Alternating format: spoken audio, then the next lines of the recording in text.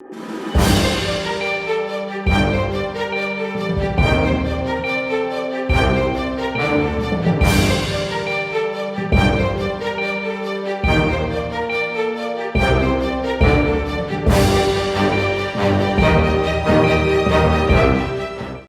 25 novembre 2024, mesdames et messieurs, bonsoir et bienvenue dans ce journal. Tout de suite, le sommet.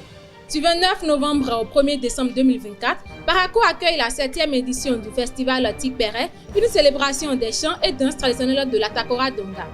Le Mali ferme une chaîne privée après une plainte du Burkina Faso liée à des propos controversés. Les karatékas de la Ligue Borgou à Libori renforcent leurs compétences lors d'un stage départemental à Parakou.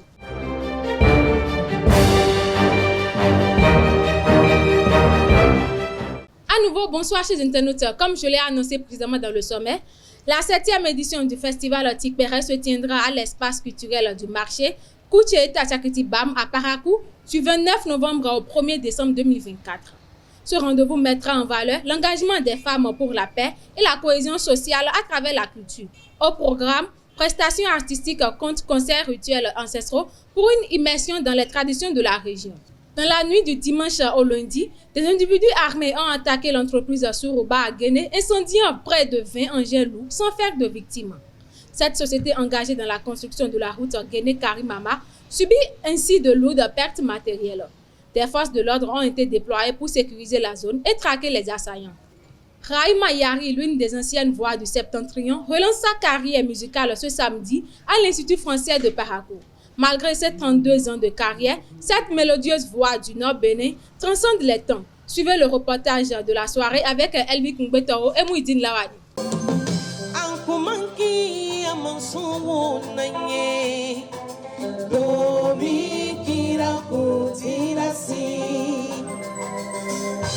La scène musicale de Parakou a vibré sous les mélodies captivantes de Rahima Yari ce samedi à l'Institut français de Parakou. Le lieu pour elle de célébrer ses 32 ans de carrière. Ce concert est nécessaire. C'est très nécessaire parce que c'est un relancement de ma carrière et c'est aussi un peu pour voir si les fans de Rahima Yari continuent pas à l'aimer. Mon souhait, c'est qu'elle reste toujours sur la scène, qu'elle ne lâche pas et qu'elle continue toujours de nous égayer, de nous émerveiller. Cet événement qui a réuni plusieurs personnalités a permis aux présents de savourer les grands titres de Rahima Yari avec beaucoup d'émotion et de découverte. On a eu droit à un concert qui s'est déroulé en plusieurs tableaux. D'entrée, nous avons eu un slammer, on a eu une prestation slam, donc l'art griotique, l'art ancestral du Bariba ou du Baroutem. Ensuite, nous avons eu d'autres artistes qui sont venus pour égayer. Et après, à la fin, on a eu la prestation, le concert proprement dit. Et Rahima nous a égayé avec plusieurs titres. Elle nous a fait voyager, elle nous a replongé dans notre enfance. Et tout ça, c'est à son actif. Merci à tous et à toutes de m'avoir soutenu. Même s'il y a d'autres qui n'ont pas pu venir, qui avaient la volonté de venir, mais n'ont pas pu, je leur dis merci que la fête a été. Ce concert restera un moment inoubliable pour les fans de cette belle voix féminine du Septentrion. L'engagement du Centre national de sécurité routière CNSR en matière de la sécurisation aux alentours des établissements scolaires est crucial pour protéger les élèves dans leurs déplacements. Le chef d'antenne du CNSR ANES régional Borgou à Libori et à Takora Donga explique les mesures mises en place pour garantir la sécurisation de tous. Il est au micro de Marcel Kboti et Mouidine Lawani. C'est un conflit que nous observons chaque fois aux abords des écoles, les écoles qui sont situées aux abords des routes. C'est une situation conflictueuse qui perturbe la quiétude de nos apprenants, ceux qui sont appelés à diriger le Bénin de demain.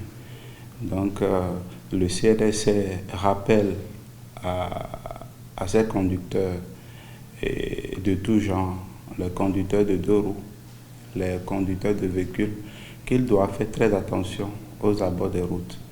Parce que le code de la route prescrit une vitesse en agglomération. Et en agglomération, tout usager peut aller jusqu'à 50. Mais au niveau des intersections, de même qu'au niveau des écoles, au niveau des hôpitaux et au niveau des marchés, la vitesse est limitée à 30. Si vous êtes à plus que ça, il y a des événements inattendus ou bien des situations inattendues qui pourraient vous perturber. Mais si ces événements vous perturbent et que vous êtes à une vitesse inférieure à 30 ou bien une vitesse supérieure à 50, je pense que le pire est évité et vous pouvez immobiliser votre moto ou bien votre véhicule pour ne pas faire perdre la vie aux usagers de la route. Entre-temps, le CNSC avait doté certaines écoles des chicanes. C'est des ralentisseurs qui permettent à l'usager de savoir qu'il y a une école, qu'il doit faire attention. C'est des chicanes qui orientent sur le comportement que les usagers doivent avoir quand ils voient ces chicanes. Ça permet aux conducteurs de ralentir et de faire doucement pour ne pas aller au-delà de 30 km à l'heure. Nous sommes en pleine campagne et nous avons été voir les autorités des écoles. Nous avons rencontré également les enfants pour leur parler de leurs responsabilités pour que les accidents ne se passent pas. Parce qu'on a beau dire aux conducteurs de respecter le code de la route, mais aux piétons, aux jeunes, à nos âmes innocentes, nos écoliers, qu'ils ont aussi leur part de responsabilité pour que cela n'arrive pas. Au cours de ces sensibilisations, nous attirons l'attention sur leur comportement, sur la voie. C'est des apprenants qui récitent comment il faut traverser la route sans appliquer quand ils sont sur la route. C'est des notions, c'est des principes que nous leur avons dit et ils ont compris. Les questions que ces apprenants ont posées montrent effectivement qu'ils ont compris le message, qui seront désormais les vecteurs de la sécurité à partir d'eux et qu'ils doivent sensibiliser leurs parents pour que le port de casque soit automatique pour le conducteur et pour le passager.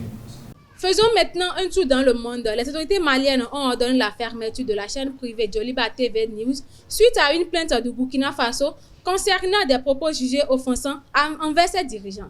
La haute autorité de la communication malienne a retiré la licence de diffusion de la chaîne, un retrait qui sera effectif dès le 26 novembre 2024. Parallèlement, Issa Kaou Ndim, à l'origine de ces propos, est en détention et sera jugé le 23 décembre. Ce dimanche, le Hezbollah a lancé 160 drones et missiles contre des bases militaires israéliennes près de Tel Aviv et dans le sud du pays, en réponse à des bombardements meurtriers au Liban, notamment à Beyrouth. L'armée israélienne a signalé des dégâts à Petah Tikva et affirmé avoir intercepté une partie des projectiles. Ces attaques marquent une escalade dans les tensions entre les deux camps. Sport, pour boucler cette édition, depuis vendredi, près de 100 participants de la Ligue Borgo à Libori participent à un stage départemental de karaté-do au Centre des arts et des loisirs de Parakou. Organisé sous la direction de Roch Kenom, président de la Fédération béninoise de karaté-do, ce stage met l'accent sur le self-défense et les techniques de compétition. Les participants saluent cette initiative qui vise à améliorer leur niveau et à relever les secrets du Budo. Le samedi 23 novembre à Parakou, les associations de supporters de la coordination Borgo à Libori ont été installées sous le reparrainage du président Léopold Ouankou sous le mandat 2024-2027. L'événement a rassemblé des figures du sport, dont le directeur départemental des sports qui a salué l'engagement des supporters pour le rayonnement des équipes nationales. Des séminaires de renforcement de capacités sont prévus pour outiller les responsables des associations nouvellement installées.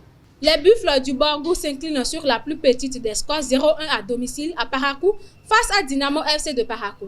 Cette défaite permet à Dynamo de totaliser 8 points après 9 journées du championnat.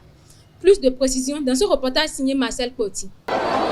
Désolation à l'arrivée pour les Buffles du Borgo et un ouf de soulagement pour Dynamo FC de Parakou qui prend 3 points au stade municipal de Parakou lors de cette 9e journée de la Ligue Pro. Et pourtant, le match avait bien débuté pour les Verts qui affichaient une envie de gagner étant à domicile. Une pète de balle sur un coup franc mal exécuté a suffi à Salifou Moudine qui marque sur une passe décisive du capitaine Moussa Mohamed à la 12e minute. 1-0, score final de la première mi-temps.